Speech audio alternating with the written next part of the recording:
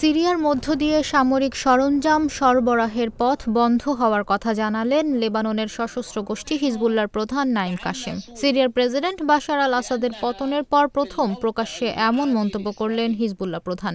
British বার্তা সংস্থা রয়টার্সের প্রতিবেদনে এ তথ্য জানা গেছে। আসাদ সরকারের পতনের পর গত শনিবার প্রথম জনগণের উদ্দেশ্যে টেলিভিশনে ভাষণ দেন নাঈম কাশেম। তিনি বলেন, সিরিয়ার মধ্য দিয়ে আমাদের সামরিক সরঞ্জাম সরবরাহের পথ বন্ধ হয়ে গেছে। এখন এই অবস্থার সঙ্গে মানিয়ে নিতে হবে। নাঈম কাশেম আরও বলেন, সামনে কোনো নতুন সরকার আসতে পারে সিরিয়ায়, তখন এই রাস্তা আবার স্বাভাবিক হয়ে যেতে পারে। তাছাড়া আমরা কোনো বিকল্প রুট খোঁজ করতে পারি। সিরিয়ার নতুন শাসক গোষ্ঠী ইসরায়েলকে শত্রু হিসেবে বিবেচনা করবে, তাদের সঙ্গে সম্পর্ক স্বাভাবিক করবে না বলে যোগ করেন তিনি।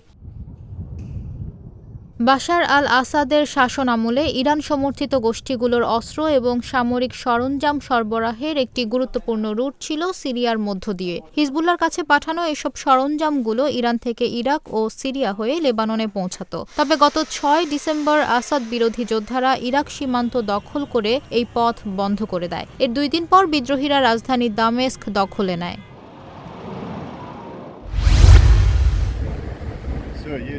রাশিয়ার রাজধানী মস্কোতে বোমা বিস্ফোরণে দেশটির পারমাণবিক সুরক্ষা বাহিনীর প্রধান লেফটেন্যান্ট জেনারেল ইগর কিরিলভ নিহত হয়েছেন।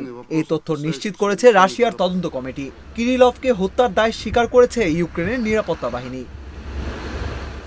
মস্কোতে একটি অ্যাপার্টমেন্ট ভবনের বাইরে ইলেকট্রিক স্কুটারে বোমাটি লুকিয়ে রাখা হয়েছিল। বোমাটি বিস্ফোরণ ঘটলে মারা যান ইগর কিরিলভ। বিস্ফোরণে তার এক সহকারীও নিহত হয়েছেন।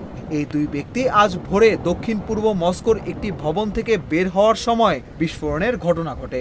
এরপর থেকে ঘটনাস্থলে মোতায়েন করা হয়েছে পুলিশ। এই ঘটনায় এরই মধ্যে মামলা দায়ের করা হয়েছে এবং তদন্ত শুরু হয়েছে।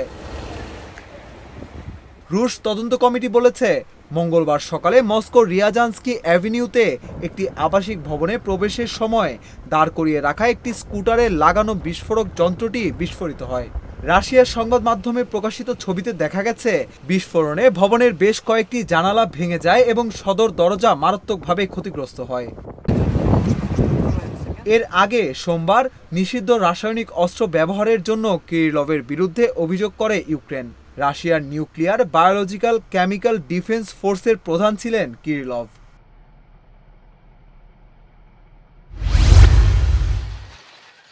সিরিয়ার অধিকৃত গোলান মালভূমিতে জনসংখ্যা দ্বিগুণ করতে চায় ইসরায়েল। এ উদ্দেশ্যে একটি বৃহৎ পরিকল্পনা হাতে নিয়েছে দেশটি। কাতার ভিত্তিক সংবাদ মাধ্যম আল জাজিরা জানিয়েছে, গোলান মালভূমিতে জনসংখ্যা দ্বিগুণ করতে $10 লাখ পরিকল্পনা বাস্তবায়ন করবে ইসরায়েল। প্রধানমন্ত্রী বেনিয়ামিন নেতানিয়াহুর কার্যালয় থেকে দেওয়া এক বিবৃতিতে এ তথ্য জানানো হয়েছে। বিবৃতিতে বলা হয়েছে, সিরিয়ায় নতুন ফ্রন্টের মোকাবিলায় এই প্রকল্প অনুমোদন করেছে ইসরায়েল সরকার। এ সময় ইসরায়েলকে শক্তিশালী করা খুবই জরুরি। বেনিয়ামিন নেতানিয়াহু বলেন, এই এলাকা ইসরায়েলের অধিকারে থাকবে। সেখানে মানুষ আরও বাড়ানো হবে এবং তারা সেখানে বসবাস করবেন। আল জাজিরার প্রতিবেদনে বলা হয়েছে, গোলান মালভূমিতে এখন 50,000 মানুষ বাস করে। তাদের মধ্যে অর্ধেকই ইসরায়েলি ইহুদি। গত সপ্তাহে সিরিয়ায় বাশার আল আসাদ সরকারের পতনের পর সিরিয়ার বাফার জোনে নিজেদের সেনা সংখ্যা বাড়িয়েছে ইসরায়েল। 1967 সালে সিরিয়ার গোলান মালভূমি দখল করে নেয় ইসরায়েল। 1981 সালে সেটি ইসরায়েলের সঙ্গে একীভূত করা হয়, কিন্তু আন্তর্জাতিক আইনে গোলান মালভূমি এখনও সিরিয়ার অঞ্চল হিসেবেই দেখানো হয়। রাজনৈতিকভাবে অনেকটা কোণঠাসা হয়ে পড়েছেন কানাডার প্রধানমন্ত্রী জাস্টিন ট্রুডো। সাম্প্রতিক বিভিন্ন জরিপে ট্রুডোর প্রতি জনসমর্থন কমেছে, নিজ দলেও বেড়েছে তার বিরোধিতা।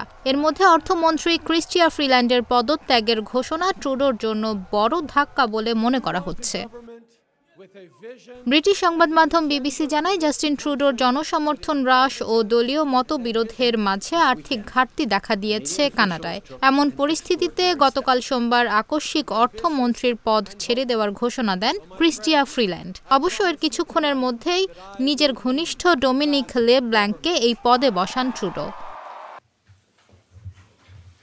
কানাডার বাজেট ঘাটতি আনুমানিক ৬২ বিলিয়ন কানাডিয়ান ডলার, আগের অনুমানের থেকে যা ২২ বিলিয়ন ডলার বেশি। ফলে নতুন অর্থমন্ত্রী ডোমিনিকের দায়িত্ব বেশ চ্যালেঞ্জের হতে চলেছে বলা যায়।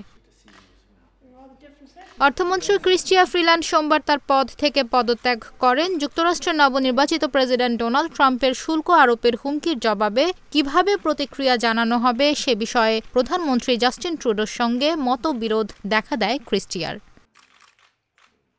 এদিকে ৯ বছর ক্ষমতায় থাকার পর প্রধানমন্ত্রী ট্রুডো পদত্যাগের ক্রমবর্ধমান আহ্বানের মুখোমুখি হয়েছেন। ফ্রিল্যান্ডের পদত্যাগের পর কয়েকজন লিবারেল এমপি প্রকাশ্যে ট্রুডোকে পদত্যাগ করার আহ্বান জানিয়েছেন। এছাড়া জনমত জরিপ অনুসারে তিনি যখন প্রথম নির্বাচিত হন তখন লিবারেল এই নেতার জনপ্রিয়তার হার ৬৩% থাকলেও চলতি বছরের জুনে তা ২৮% নেমে গেছে।